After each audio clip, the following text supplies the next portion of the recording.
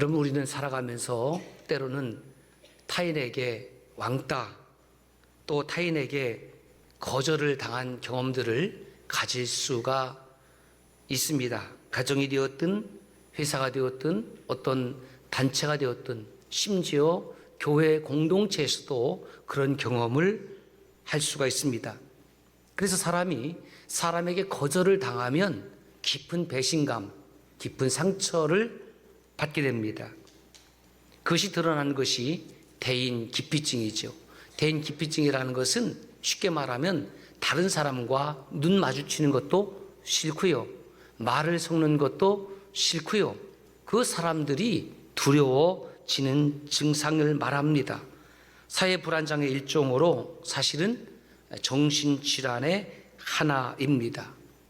이런 대인 기피증이라는 것은 환경적, 유전적, 인지적 다양한 원인들에 의해서 발생을 하지만 결국은 그 대인 기피증으로 인해서 깊은 아픔을 안고 살아가게 된다라는 거죠. 우울증도 찾아오고 삶의 무기력증도 찾아오고 외로움도 찾아오고 희망은 사라지고, 이러한 대인 기피증의 증상들이 몇 가지 있는데, 첫째가 정면 공포가 정면 공포라는 거예요. 얼굴이 아주 붉어지는 증상으로 다른 사람 앞에서 자신을 수치스럽게, 부끄럽게, 창피하게 여깁니다. 두 번째로는 시선 공포가 있습니다. 다른 사람이 나를 쳐다보는 것도 싫고 내가 다른 사람을 보는 것도 싫어합니다. 세 번째로는 가면성 얼굴입니다. 시선 공포가 악화된 증상으로 자신의 본성과 달리 얼굴에 표정이 나타납니다. 이러한 대인 기피증의 치료법을 검색을 해 보았습니다. 그랬더니 몇 가지가 나와요. 1번, 먼저 말을 걸어보세요. 손목과 팔목에 지압을 해주세요. 거울을 보면서 웃으면서 인사하는 버릇을 키우세요. 몸에 힘을 빼고 복식 호흡을 해주세요. 두려움을 버려주세요. 다른 사람의 시선에 신경 쓰지 마세요. 제가 이렇게 말씀을 빨리 한 이유는 제가 판단하기에는 대인 공포증을 또는 대인 기피증을 없애기 위한 실제적인 방법이 별로 아니라는 겁니다. 두려웠다고 그러는데 두려움을 버려주세요 그러면은 그게 버려지냐고요. 다른 사람이 시선이 나에게 쓰여지는 것이 싫다고 하는데 다른 사람의 시선에 신경 쓰지 마세요 그래서 신경 쓰지 않는다고 하면 누가 대인 기피증으로 고통을 받겠습니까? 혹 여러분 가운데에 타인에게 배신당한 아픔이 있습니까? 거절을 당한 그런 트라우마가 있습니까? 우리 교회가 여러분의 상처와 아픔을 보듬어주는 거룩한 공동체가 되기를 존귀하신 주의 이름으로 축원합니다. 홀로 사시는 분들에게는 이 가정의 달을 맞이해서 주님의 함께하심이 있기를 축복합니다. 부부로 사시는 분들에게는 이렇게 한번 여쭈고 싶어요. 요즘 여러분들의 부부는 행복한 부부 관계를 갖고 계십니까? 오늘 말씀에 등장하는 이 여인을 보면서 저는 부부간의 모습에 대해서 또 생각해 보았습니다. 주님께서 사마리아 수가성에 방문하셨습니다.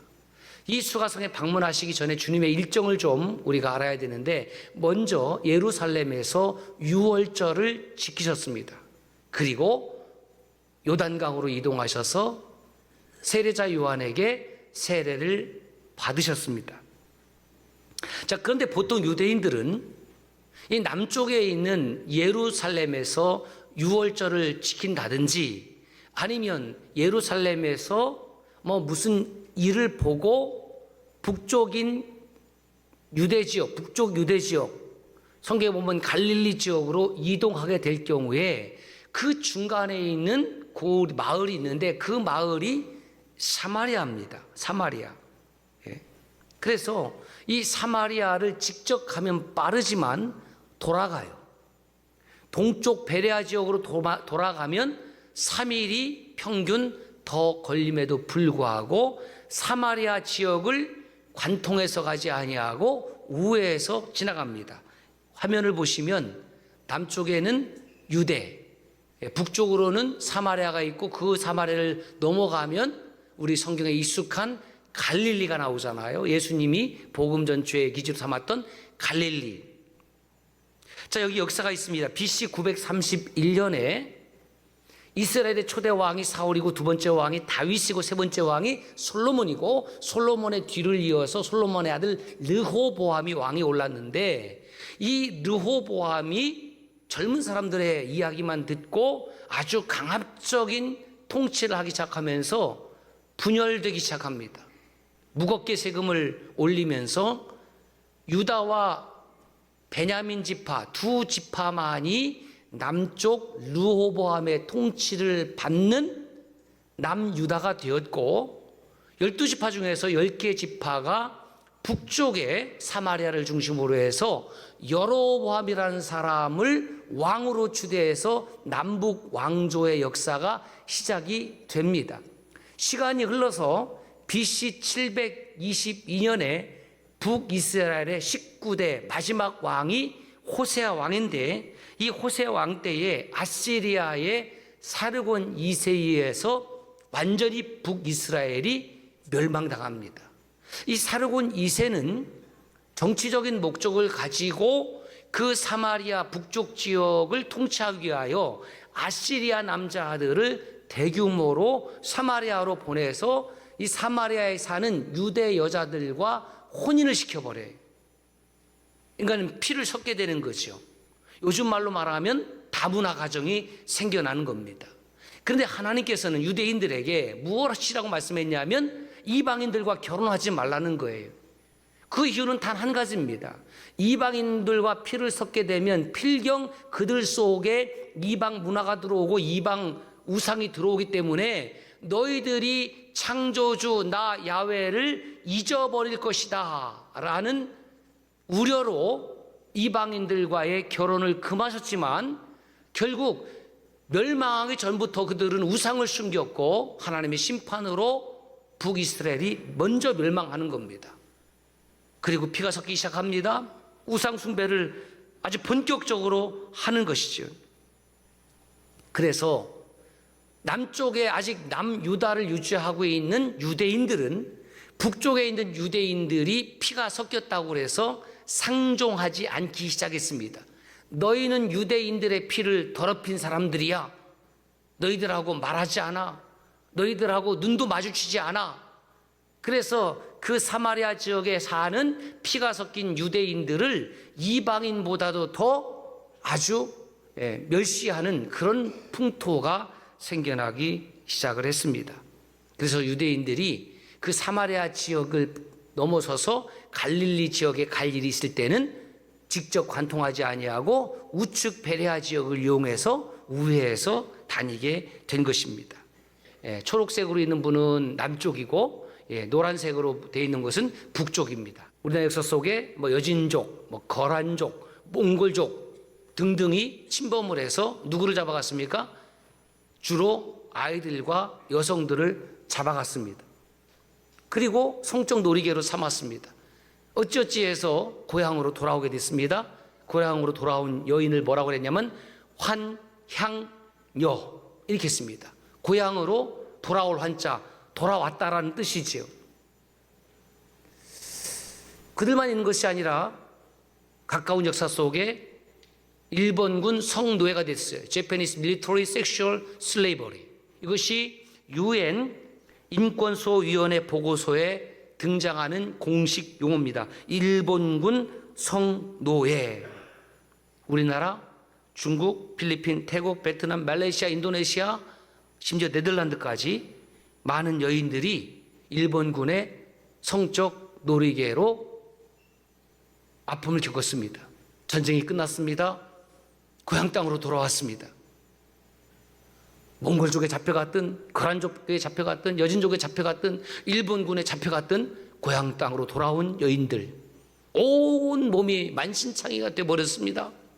자존감은 무너졌습니다. 가치가 없습니다. 그런데 환향여, 그들을 감싸 안을 공동체는 어디에도 없습니다. 그리고 니은자를 덧붙여서 뭐라고 했습니까? 환양년이라고 손가락질하고 돌팔매질 했습니다. 내가 돌아갈 것은 고향밖에 없어서 고향 땅으로 돌아왔는데 그 부모들조차도 받아주지를 못합니다. 얼마나 아픔의 세월을 우리가 보냈습니까? 이 땅에 살아가는 우리의 부모, 그 위의 세대들, 여인들이 정말 질곡 많은 삶을 살았습니다. 누가 잡혀가고 싶어서 잡혀갔겠습니까? 누가 놀이개가 되고 싶어서 그렇게 살아왔겠습니까? 사마리아 사람들도 마찬가지입니다. 그렇게 대우받고 싶어서, 그렇게 피를 섞이고 싶어서 피가 섞인 것이 아니라 어쩔 수 없이 강제적으로 힘에 의해서, 폭력에 의해서, 억압에 의해서 아시리아 남자들과 같이 살아야 했습니다.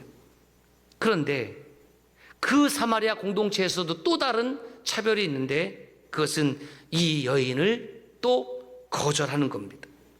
자기들도 거절당했는데 그 거절당한 사람들끼리 또 그룹을 만들어서 이 여인 하나를 그 공동체에서 거절하는 거죠.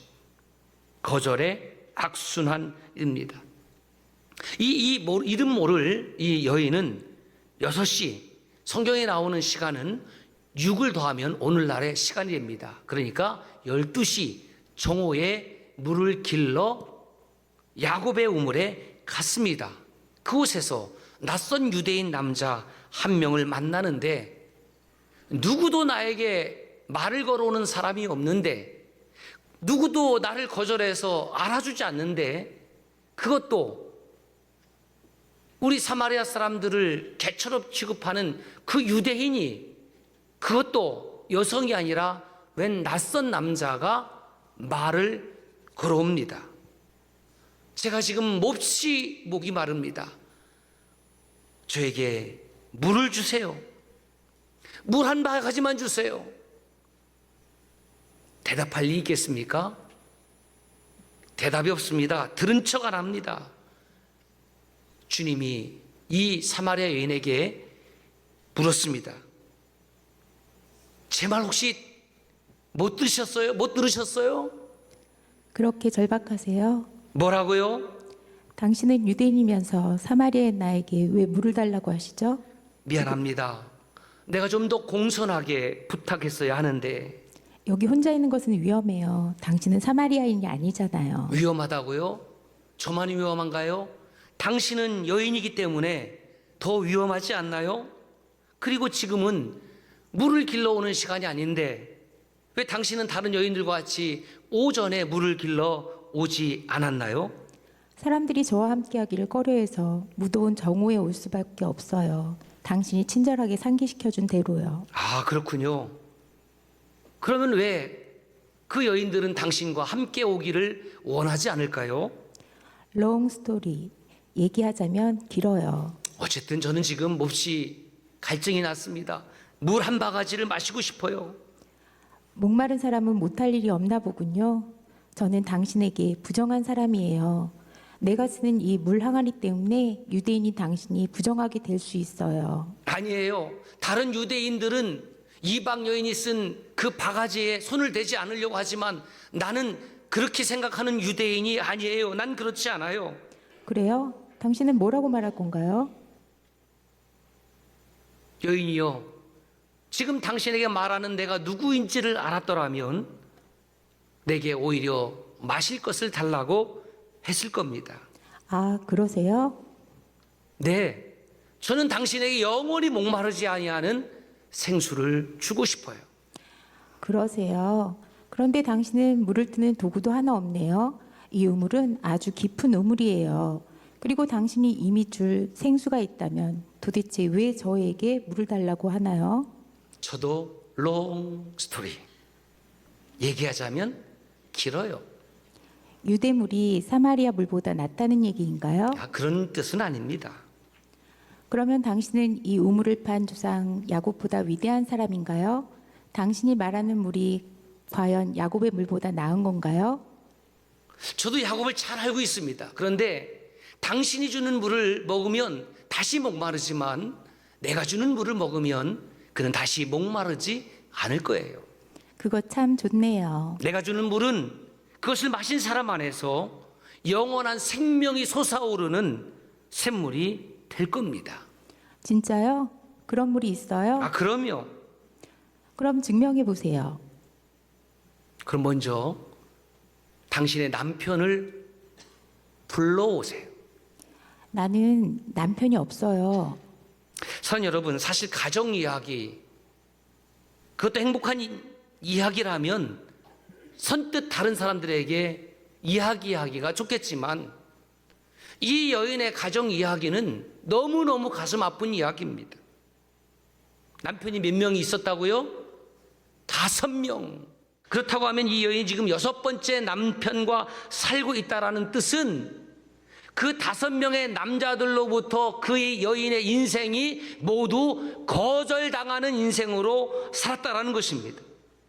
남편으로부터 거절당한 여인이 동네 다른 사람들로부터 여러분 인정받았을까요? 포용받았을까요? 안아주었을까요? 어떤 여인이 이 여인과 어울렸을까요? 심지어 이른 아침에 뜨겁지 않을 때에 야곱의 우물로 물을 들어가는 여인들조차도 이 여성을 수용하고 받아주지 못했습니다. 거절했습니다. 대인 기피증을 가질 수밖에 없었고 이 여인은 그만큼 외로웠습니다. 이 여인은 주님이 자신이 말하지 않는 것을 아는 것에 놀라워서 이렇게 말합니다. 당신은 선지자로군요. 당신은 나에게 설교하러 왔나요? 아니요. 이렇게 혼자 올 때는 그나마 죄책감에서 벗어날 수 있어요. 나는 당신을 지금 정죄하고 있지 않습니다. 나는 실수를 반복하며 살아왔어요. 그러나 당신 같은 사람 때문에 새로운 기회를 갖지 못했어요. 우리 같은 사람이요? 그게 무슨 말인가요? 우리 조상들은 이 산에서 예배를 드렸지만 당신 같은 유대인들은 예루살렘만이 예배의 유일한 장소라고 우기잖아요. 그것은 예루살렘 성전이 거기에 있기 때문입니다. 그런데 거기는 우리 같은 사마리아인은 출입할 수 없어요. 그렇군요. 그런데 나는 그러한 장벽을 없애려고 허물려고 이 땅에 왔습니다. 하나님은 이 산 위에서도 저 산 위에서도 아닌 곳에서 하나님을 예배하기를 원하십니다. 그럼 하나님이 필요할 때 어디로 가면 되나요? 어디로 가면 되냐고요? 어디든지. God is Spirit. 하나님은 영이십니다. 하나님은 영이시기 때문에 우리가 어디서든지 하나님을 예배할 수가 있고 영과 진리로 예배할 때가 오는데 바로 지금이 하나님 앞에 영과 진리로 예배할 때입니다.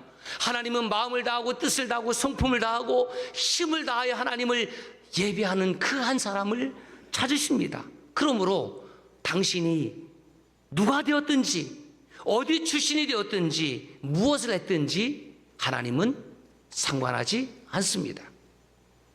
주님의 말씀에 여인이 당황합니다. 그리고 다시 주님이 여인에게 묻습니다. 여인아, 당신은 내가 말하는 것을 믿을 수 있습니까? 메시아가 오셔서 저와 이 모든 사항을 바로 세우고 설명해 주시기 전에는 어느 누구도 신뢰 못해요. 그렇군요. 당신이 말하는 메시아는 바로 당신 눈앞에 있는 바로 납니다. 당신의 첫 남편 이름이 라미니였죠. 당신은 결혼을 소망하던 순결한 여인이었어요. 그런데 당신에게 첫 번째 그 남편은 좋은 남편이 못 되었습니다. 왜냐하면 당신에게 커다란 상처를 주었으니까요. 당신은 결혼에 대해서 회의도 갖게 되었고 심지어 하나님에 대한 믿음도 포기하고 말았지요. 제발 그만하세요. 둘째 남편 이름은 팔자드였던가요? 결혼식 날 밤 그의 몸에서는 오렌지 향이 났었지요. 그리고 당신이 시장에 가서 오렌지 옆을 지날 때마다 그 두 번째 남편을 생각했습니다. 당신이 함께 했던 남편 중에 유일하게 경건했지만 당신은 그와 함께 살 자격이 없다고 스스로 떠났잖아요. 제게 왜 이러세요? 내가 아직 사람들에게 나를 메시아라고 밝힌 적은 없지만 오늘 처음으로 당신에게 내가 바로 그 메시아라는 것을 말씀드립니다. 그러므로 나를 메시아로 믿으면 좋겠습니다. 당신은 사람을 잘못 골랐어요. 아니요, 나는 당신 한 사람을 만나러 여기까지 찾아왔습니다. 내가 이 시간에 여기 있는 것이 혹시 우연이라고 생각하시나요? 전 모든 사람들에게 거절받은 사람이에요. 내가 모든 것을 다 알고 있습니다. 세상은 당신을 거절했지만 메시아는 당신을 거절하지 않으십니다. 당신이 내 모든 것을 아시는 이유는 메시아이기 때문이죠. 이 여인은 자기 앞에 남자가 바로 그토록 기다렸던, 그 가슴에 품고 있었던 그리스도라는 사실을 믿게 되었습니다. 마을에 가서 모든 사람에게 내가 메시아를 만났다고 알릴 거예요. 그렇게 하시기를 바랍니다. 이제 요한복음 4장 28절 29절 말씀을 함께 읽겠습니다. 시작. 여자가 물동이를 버려두고 동네로 들어가서 사람들에게 이르되 내가 행한 모든 일을 내게 말한 사람을 와서 보라, 이는 그리스도가 아니냐 하니 그들이 동네에서 나와 예수께로 오더라. 성경에 나오는 여인 가운데 누가 이렇게 오랫동안 예수님과 대화를 주고받았는지에 주목하고 싶습니다. 이 여인이 메시아를 만난 기쁨이 얼마나 큰지 그 증거가 세 개 있습니다. 첫 번째, 그렇게 주님이 물을 마시고 싶다고 했지만 이 대화 속에는 주님께 한 바가지의 물을 떠서 드렸다는 내용이 없습니다. 까먹은 거예요. 두 번째, 물을 길러온 물동이도 버려두고 갈 만큼 그는 기쁨으로 충만했습니다. 세 번째, 자신을 거절했던 그 사람들에게 가서 자기가 먼저 말을 걸고 그가 먼저 내가 메시아를 만났다라고 이야기한다는 것이, 여러분, 이게 가능한 일일까요? 여러분, 그렇습니다. 메시아 된 예수, 그리스도 예수를 진정으로 경험하고 만나게 되면 이 짧은 시간의 대화를 통해서 그 여인이 갖고 있었던 모든 상처와 아픔조차도 주님께서 치유해 주신다는 사실을, 할렐루야, 이것이 복음입니다. 사마리아인들에게도 거절당했습니다. 홀로 외롭게 물을 뜨고 있었습니다. 낯선 남자, 그것도 유대인 남자가 말을 걸어올 때에 극도로 방어적인 태도를 가질 수밖에 없었습니다. 잔뜩 경계심을 갖고 있었을 수밖에 없었습니다.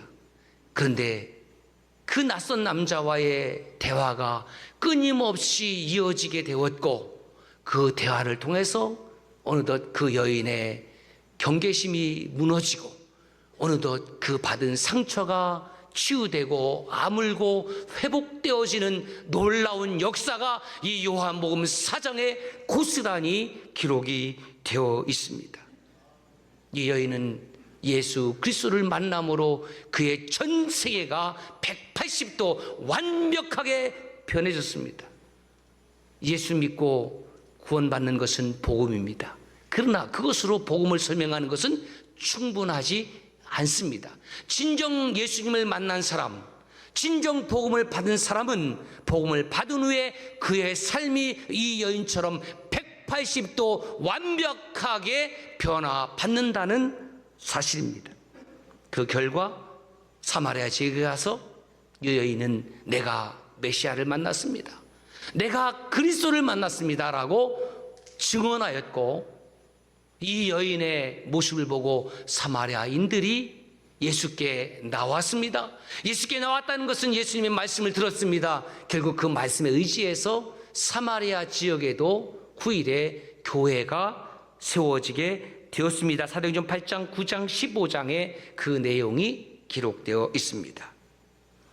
우리는 살면서 과거에 또는 얼마 전에 누군가로부터 거절당한 상처가 있을 수 있습니다. 여러분, 거절당함을 두려워하지 마십시오. 상처받음을 두려워하지 마십시오. 왜?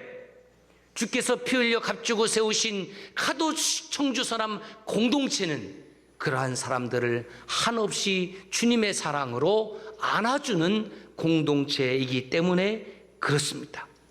성령 강림 주일입니다. 육신으로 오신 주님께서 God is Spirit, 하나님은 영이시니 오늘 또 영으로 저와 여러분들에게 역사하셔서 이 공동체를 통하여 주님의 안아주심을 경험하기를 원하십니다. 이것이 영이신 주님을 만나고 저와 여러분들이 받았던 삶의 아픔과 고통과 상처가 치유되는 수가의 우물이 되시기를 주의 이름으로 축원합니다.